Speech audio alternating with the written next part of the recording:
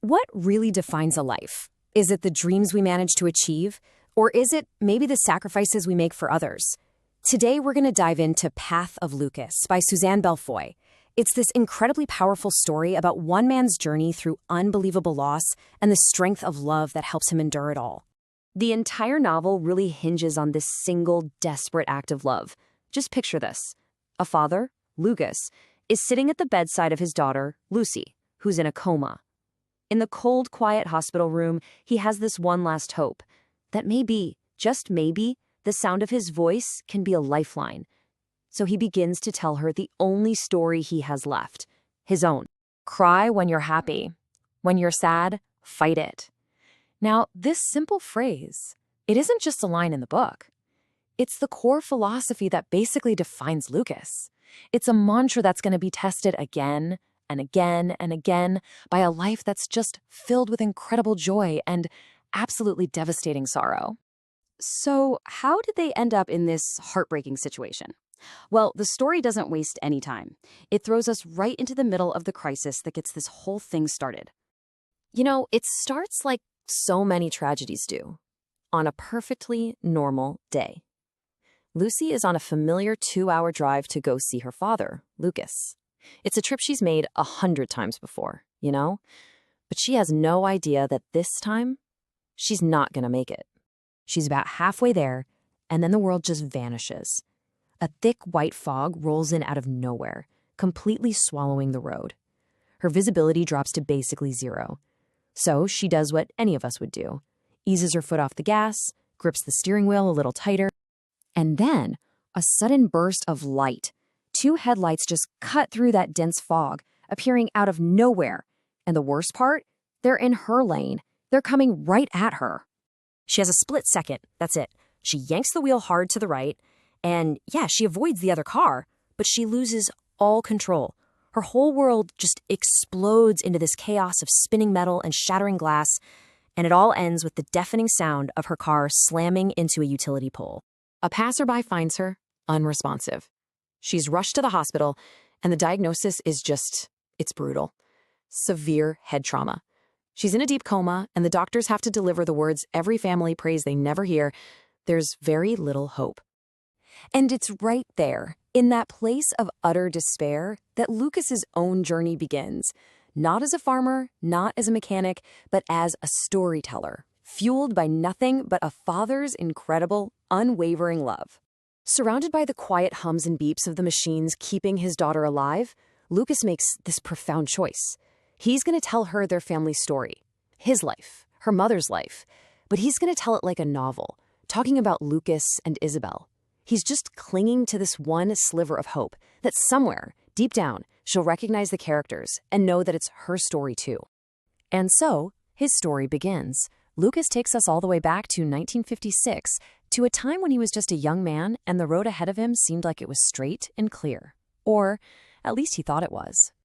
So we meet 17-year-old Lucas, just full of pride and optimism.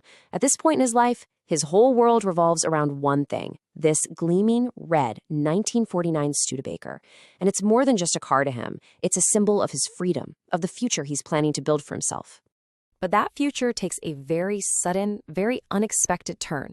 He spots a young woman walking down the road, pulls over, and offers her a ride. Her name is Isabel. And from the moment she climbs into that car, everything changes. His beloved Studebaker suddenly has some very serious competition. But Lucas's ambition, it goes beyond his car and his new love. He has a very specific dream. He wants to become a certified Class A mechanic. And for him, this isn't just a job. It's his ticket to an independent life, a future he can build with his own 2 hands, far away from the struggles of the family farm. And right here, this sets up the fundamental conflict that's going to define Lucas's entire life.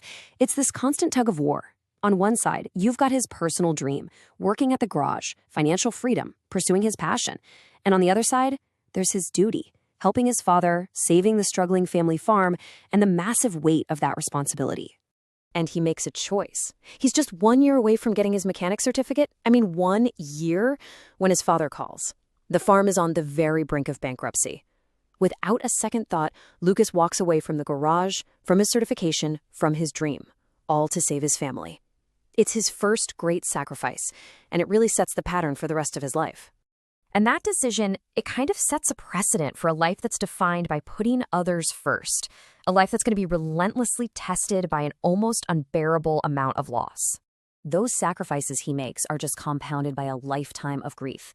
He loses his best friend, Steve, in a plane crash. Then he loses his father. He has to watch the love of his life, Isabel, battle a crushing depression. Then he has to bury his own son, Richard, gone at just 41. And finally, after a long illness, he loses Isabel herself.